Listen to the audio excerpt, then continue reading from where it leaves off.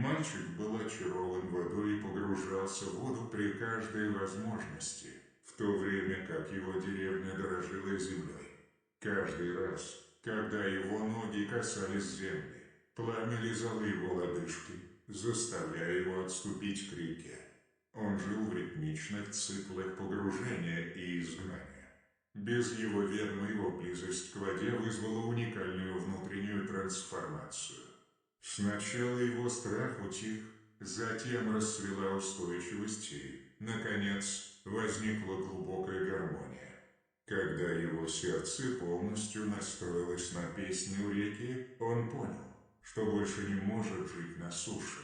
С нежным прощанием он вошел глубоко в воду, наконец, целый, а его деревня наблюдала за волнами его ухода, понимая, что урожай его истинного «я» пришел. So, what you had just heard or listened to was the Russian version of this new folkloric stock character, memetic sort of parable that I created a couple days ago. I heard it, the concept around it, very loosely in a dream I had. I keep a journal on dreams, so I had that right before I woke up a few days ago. So I wrote it down and I decided to maybe expound on it and um, maybe turn it into art as I do with a lot of my oniric visions. Um, so the title of this parable, I will show the Russian version because, obviously video titles have a limit, so I can only do the English because English is international, but this is the Russian version right here. You could take a picture of that. And in Russian, that's pronounced idiot, boshovestchu, rasvye idiot. And in English, that translates to idiot of substance slash beautiful, meaningful idiot. And I mean idiot in the classical sense, not in the pejorative, I guess politically incorrect kind of sense that it's like today. I mean that in the Dostoevsky sense, hence why I made a Russian version of it as well. And before I read to you the parable itself, I feel it's important to tell you what it's about because it's important to me and I suppose important to a lot of other autistic folks like myself.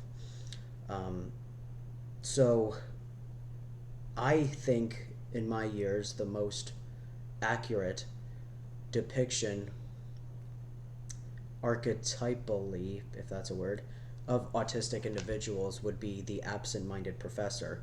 I thought it was called narrow-minded professor for the longest time, but apparently it's not called that. It's absent-minded professor.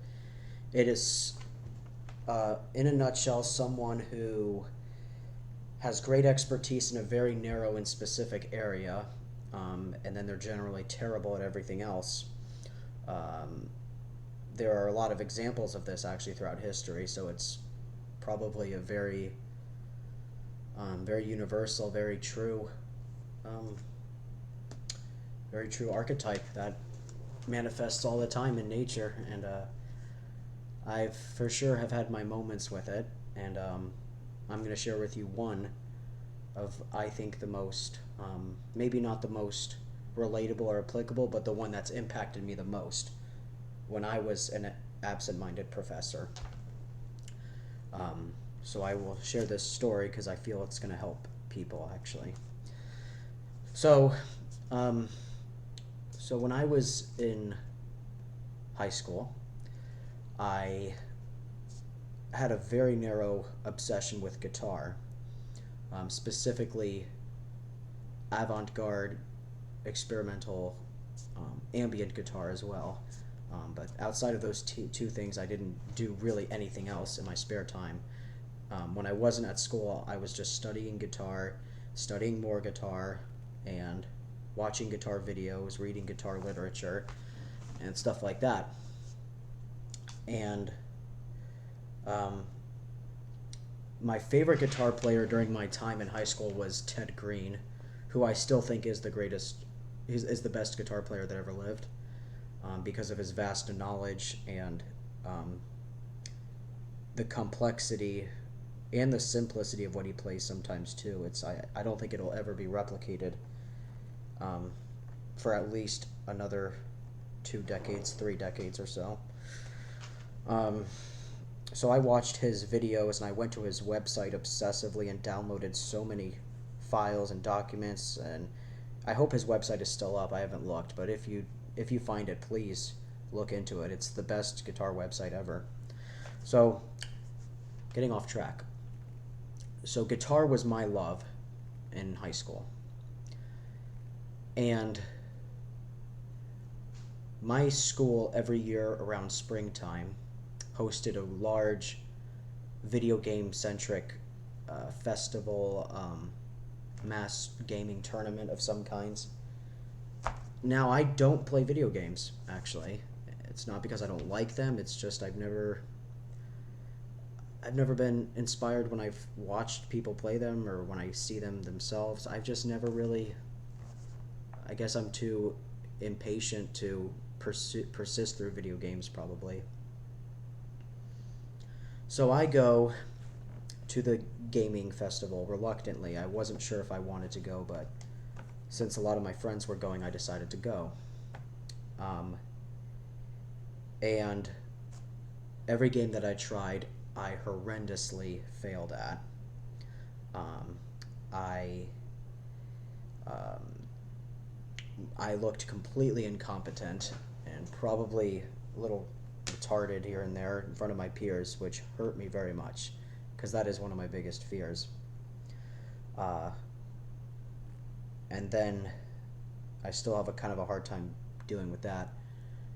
And next year comes along, and they're hosting a talent show. And everyone's thinking that I'm a dumbass. I don't know how to play video games. I'm an uncoordinated, uncouth, autistic freak, basically. And maybe that's a little exaggerated. Maybe that's all in my head, but that's what especially with the looks I got and the comments people gave me, that's what I thought. So next year comes along around the same time they're having a talent show. And I play guitar with a friend because I don't like performing on stage by myself. And it blew the roof off. We performed this brilliant song called "Voice of the Soul" by Death, which was all of my friends heavily revered that song. So, and then all of a sudden, all those same people that doubted me started to like me, and they knew there was something more to me than just being this clueless idiot. They're like, wow, he does know his thing about guitar. So maybe, I know that was probably very sloppy how I presented that, but that's how I really felt that the absent-minded professor archetype applied to me in that situation rather heavily. And of course, in retrospect, I actually regret how involved I was with guitar. I definitely should have been more well-rounded, but I was also unmedicated, which that's a whole other thing. So anyway, I've wasted enough time telling the story and the inspirations and the experiences even behind this parable that I wrote. And now I will read to you the English version. So I hope you all enjoy. This is called Idiot of Substance / Meaningful Idiot.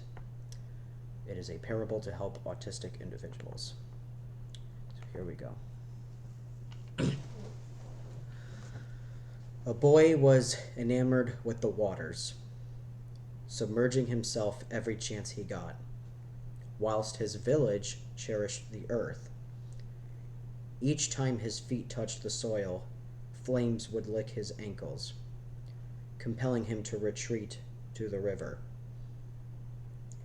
He lived in rhythmic cycles of submersion and exile. Unbeknownst to him, his affinity for the water nurtured a unique transformation within.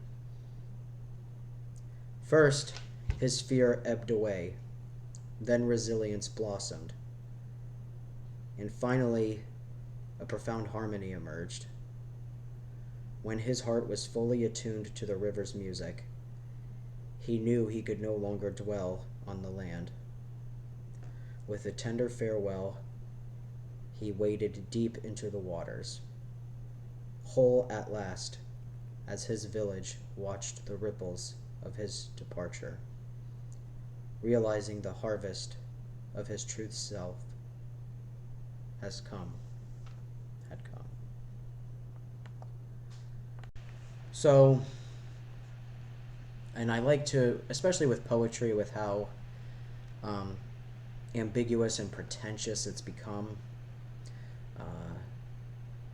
Really the only way to survive being a poet these days is to remove the ambiguity of your work.